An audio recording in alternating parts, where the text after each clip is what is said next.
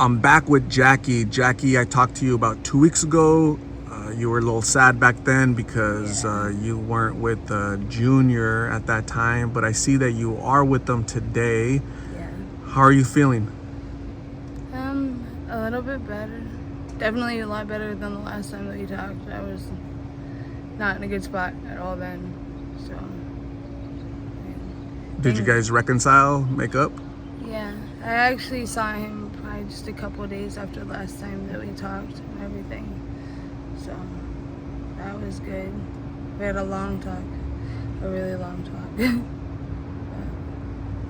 Things are a little bit better, I guess. Yeah. Between you guys, they're okay. I think so. I'm happier. I hope that he is. So. Sometimes having a conversation really helps, really understanding each other, right? Getting on the same page. It's important, right? Yeah. Communication. Yeah. A lot of couples can't communicate. They don't know how to communicate. They just argue and fight and be toxic, right? Being patient with each other is something I struggle with. Oh, really? You're impatient? I try not to be. And if somebody asked me, like, and I was just gonna respond right off the bat, previously I probably would have been like, nah, like, I'm a really patient person. That's how I would like to think of myself. But when I really, like, truly actually sit down and think about it, I realize that in a lot of ways I'm not. And Have you always been impatient? yeah, that's it. I'm a very get to the punch person. I get really easily aggravated and frustrated with, and that has caused a lot of problems. I know that, especially in my relationship, it has. Remembering that everybody's their own entity with their own feelings, opinions, experiences, and ways of thinking means that you can't just go and jump in and expect people to be right there on the same page and go across the zero. If you go in with that expectation, you're bound to mess it up almost 100% of the time, I think. Right. And also, battling addiction enhances that, makes it worse, right? Yeah. You get more irritable, more impatient. Sometimes where it's,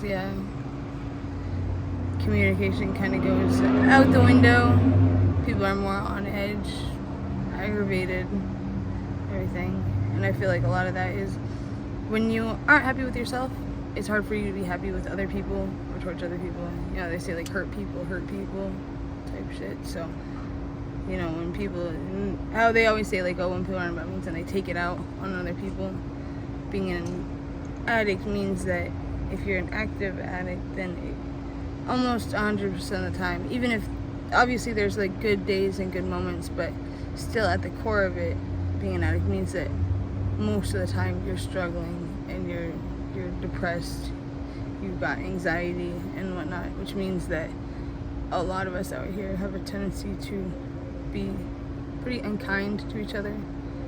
And so it's hard to get past that, and important to remind yourself, especially, that a lot of it usually doesn't have very much to, when somebody's like that towards you, a lot of it doesn't have all that much to do with you, more to do with themselves. I feel like that's kind of in general, not just for addicts though, but for most people in the world. On top of all of that you said, it's getting to be 100 and some degrees here in Phoenix. Yeah. The heat. And it's like, I don't even think it's really technically summer yet, is it? It's like spring still, I'm pretty sure. So it's going to be a lot worse. It's going to be a lot worse. We're really gearing up. So, I noticed that in the summertime, folks using blues, it's very impatient, very angry, more fighting, arguing. Just the heat, right? Cooking your brain, plus the blues, right? Going through withdrawals out here in the heat. Yeah, having to fucking go out and having to go out and find somebody with them and whatnot. When it's hot, especially when you're sick, like, it's just miserable. It's pretty miserable. You think that, and I've noticed that, like, last summer, and I think the summer before that, especially, like, a lot of people around me, I noticed they would be checking themselves into sober livings or into detox or whatever to try and get out on the streets, but unfortunately it seemed like most of them, it didn't last long. Like, a lot of them were back out there. A few of them I know did actually make it, and they were in like sober livings and and whatnot for the summer, and then the second that it started to cool down again, boom, right back out here. That was kind of crazy to me. I was like, why bother going through all that trouble just to... But then I can't judge it because I know that if it was me, I probably would have done the same thing. Done the same thing? I added one of your pictures. Last time I talked to you, you took me to your Facebook. You took me to your Facebook, and like, oh my gosh, you showed me pictures from, what was that, how many years ago was that? Like maybe 3 years ago. 3 years ago, something like that. when you were taking those pictures, when you're active on Facebook and just clean and looking like a whole different person, I know, right? That's tragic. I had forgotten about that. And that just goes to show you how addiction just takes everything. It leaves you with nothing, right? Yeah. And when you were looking at those pictures from back then, like what goes through your mind?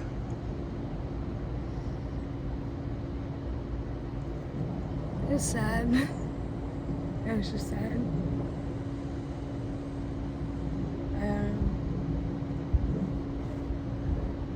I feel like when I look at it, it doesn't even really feel like I'm looking at me. It kind of feels like I'm looking at somebody else, like not necessarily somebody random, just maybe more like somebody else that I maybe used to know, like in the past. Like definitely not like I'm looking at myself.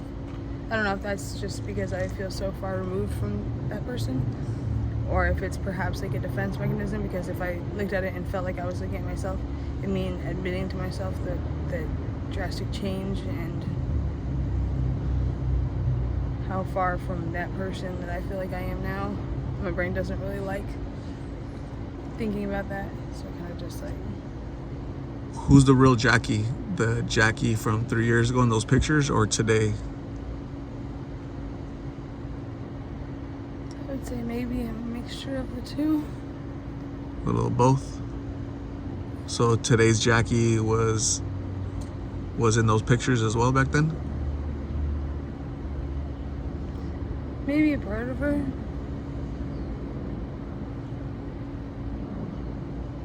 Maybe not. Maybe just throughout time I just kind of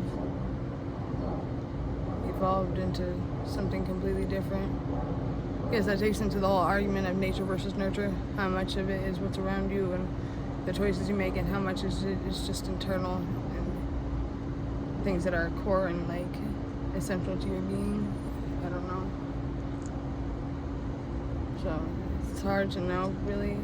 This is something I'm going to be thinking about for a while now, probably, because now you got me stuck on that, wondering about whether the person I am right now is something that I always kind of had in me, whether this was always part of me, or whether it's just an accumulation of horribly wrong choices I've made. What do you think you'll ever get back to those pictures, to being that Jackie in the pictures from 3-4 years ago? I think I might get close. You'll get close? I don't think I'll ever be exactly that, because after everything that I've gone through, there's not things that are erased, and I don't think necessarily even are things that should be erased or things that I should want to erase.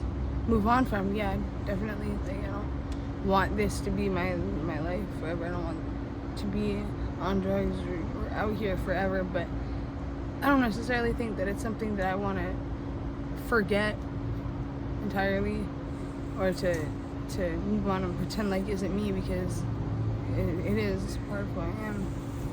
People's struggles make them who they are, you know? You can't really forget where you came from. So.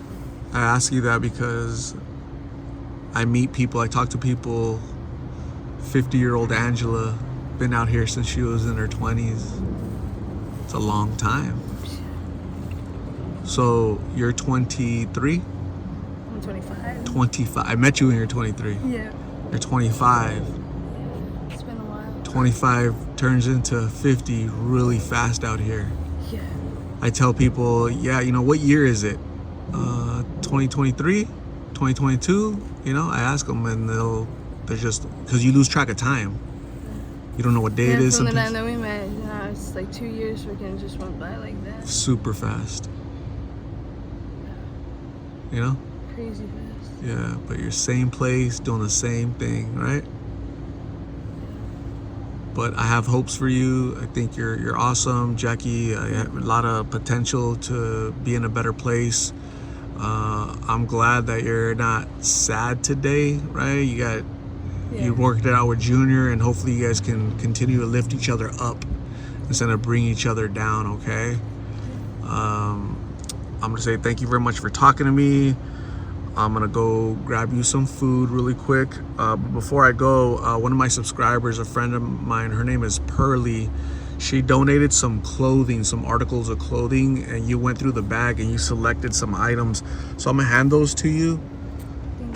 Looks like just a bunch of shirts that could come in handy for you, huh? And some I'm hoping will fit Junior too, because both of us. Thank you very much. Thank you, Pearly, whoever you are out there. It's very much appreciated. And there's a bag.